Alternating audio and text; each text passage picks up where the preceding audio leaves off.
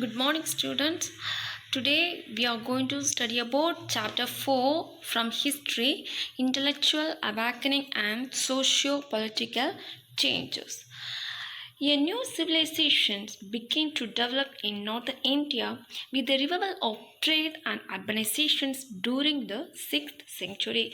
So, during this period, many political and social changes were occurring in India, especially Buddha and Mahavira were born. So, in the century following the death, Buddhism and Jainism took root as major religions in India. So, after the death of Buddha and Mahavira, the religions called Buddhism and Jainism were emerged. Buddhism was formed by Buddha and Jainism was followed by the follower of Mahavira. This meant that new religions orders were coming up with many followers and they are propagating new belief and new philosophies. So, along with that, Buddhism and Jainism, Zoroastrianism in Persia and Confucianism and Taoism in China was also became popular during that period. So, next was about the religion in the 6th century BC. So, in the 6th century BC, a new civilizations were emerged. In the new Iron Age, they had certain common features. They are characterized by new craft, growth of long distance trade, building of cities and towns, then rise of universalistic religion and evolution of a code of conduct. So during the 6th century, many changes were happened like they are characterized by the new craft, then growth of trading for long distance, then buildings of cities and towns, then rise of universalistic religions and the evolutions of code of conduct. So during this period, a development happened in all the spheres of life such as materials, cultural and intellectual. And also in that period we can find many prominent men and great thinkers and founders of new religions were lived in the 6th century. So next we can see about the about the Confucianism and Taoism. So in the 6th century BC, two great thinkers were born in China. Who are they? They are the Confucius and Lao Tse. So they laid down the system and of morals and social behavior for individuals and communities. But after the death, temples were built in their memory and philosophy they thought was developed into a religion known as Confucianism and Taoism. So two great men born in China and their name was Confucius and Lao Tse, and after they preach, they followed a good morals and a social behavior.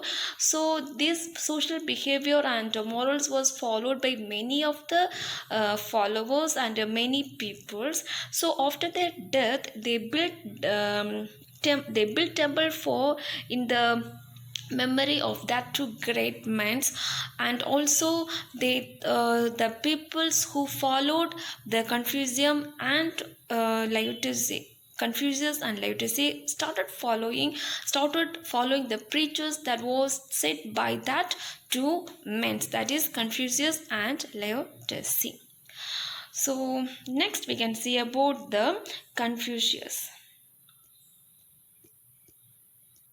So this man Confucius was born in the Shandong province of China in 551 BC. He studied history, poetry, philosophy and music.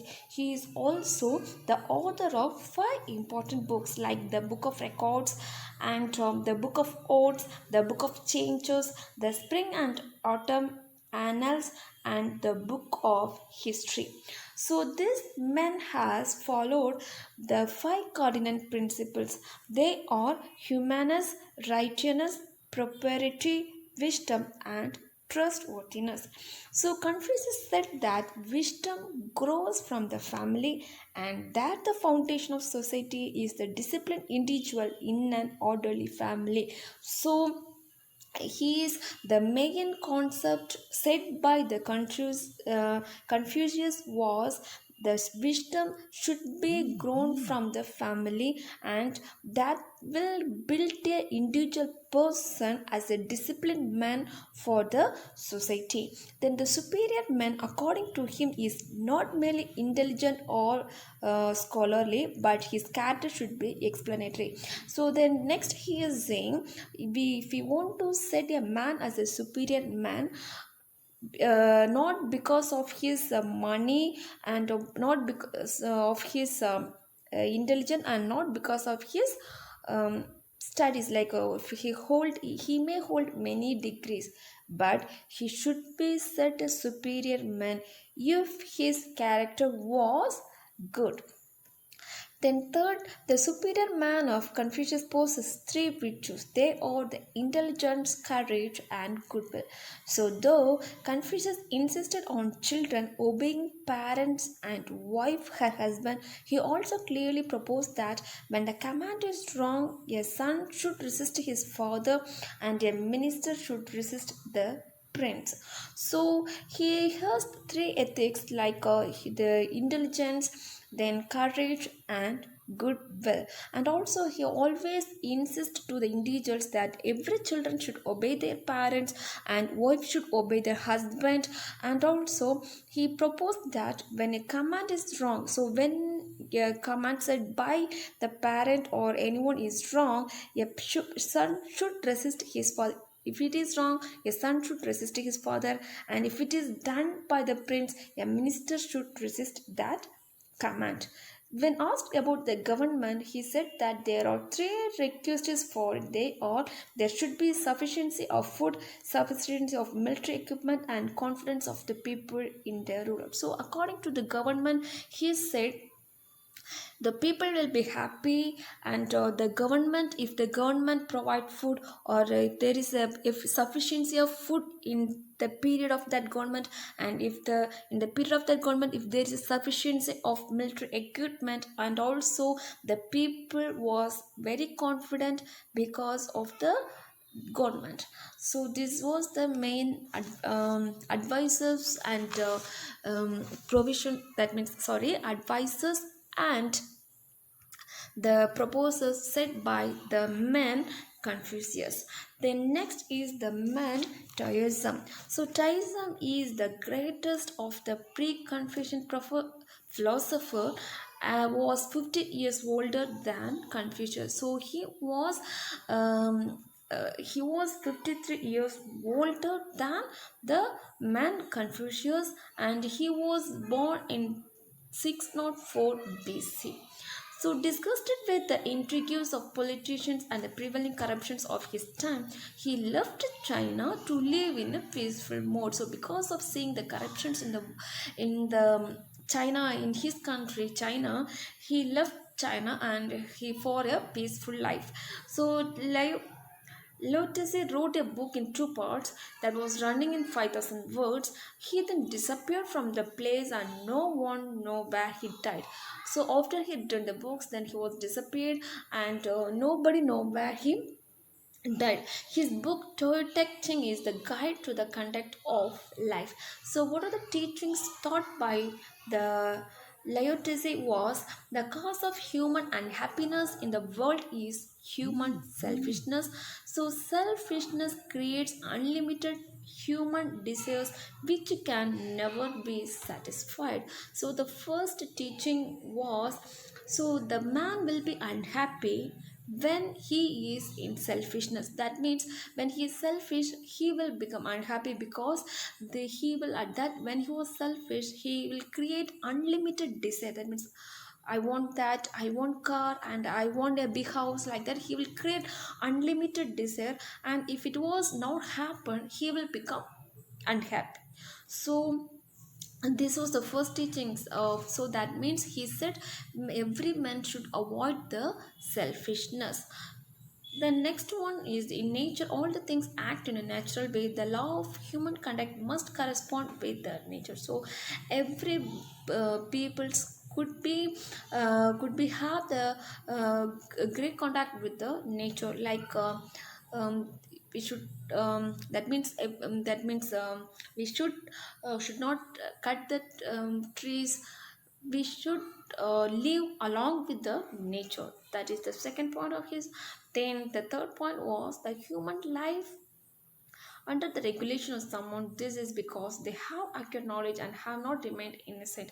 On the basis of their accurate knowledge, they have built up an urban civilization and have made themselves unhappy. So he said human life under the regulation was someone we are living for someone else. That means this is because we have acquired knowledge and have not remained pure as the innocent one.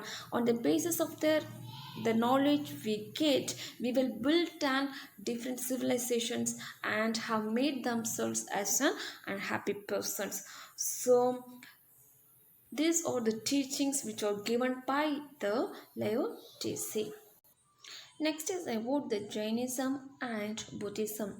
So in the Gangetic Plain, iron plaque agriculture record the use of bullocks, but the indiscriminate killing of cattle for Vedic rituals and sacrifices causes resentment.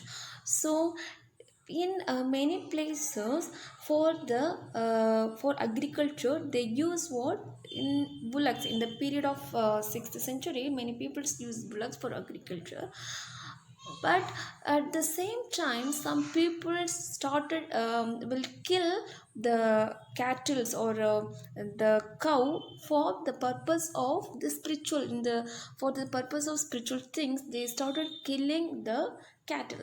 So the founders of Jainism and Buddhism did not prescribe killing as a religious right. So the man Mahavira and the man Buddha did not like that. That means in the name of spiritual, we should not kill any animals. So they did not like that religious right. So they secured their livelihood mostly by alms. So celibacy and abstinence from holding property made the new teachers much more acceptable than the Brahmin priest. The people resentment about the expensive and elaborate Vedic rituals, animal sacrifice, and the desire for wealth eventually took them towards the Jainism and Buddhism. So, first is about the Jainism. So Jainism was formed by the man Mahavira. So Vardhamana Mahavira was born in 599 BC at Gundagarma near Vaishali, and his mother name was called Trishala. Yeah, she was a Lichavi princess. So he, as a young stage, he was also spent his whole life as a prince, and he married to the princess named Yasoda. So that this Yasoda and Mahavira have a daughter.